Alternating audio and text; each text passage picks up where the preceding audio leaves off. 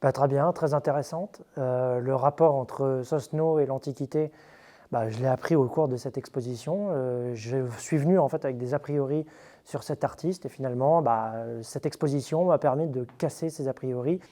J'ai beaucoup apprécié l'exposition Sosno. Puis on peut voir la corrélation entre le travail du corps de la part de Sosno, qui aurait pu être archéologue. J'ai trouvé beaucoup de pertinence dans tout cela et j'aime beaucoup Sosno, donc le retrouver dans un lieu que j'apprécie aussi, c'est tout bénéfique pour moi.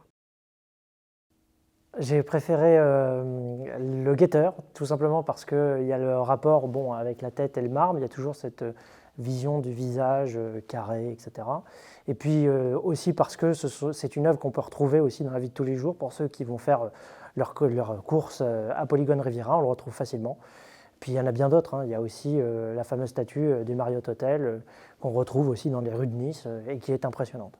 Donc mon œuvre préférée de cette exposition, c'est la tête carrée, que l'on retrouve aussi à Cannes-sur-Mer, toujours.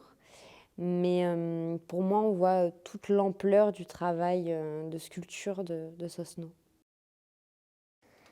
Oblitération, ça me fait penser à l'œuvre d'Antonia qui a été réadaptée, oui, réadaptée avec l'œuvre de Sosno qui a rajouté en fait ce côté contemporain dans les œuvres antiques et classiques. Et il y en a plein d'autres qu'on peut retrouver aussi dans cette exposition. Tout le travail de Sosno repose sur l'oblitération.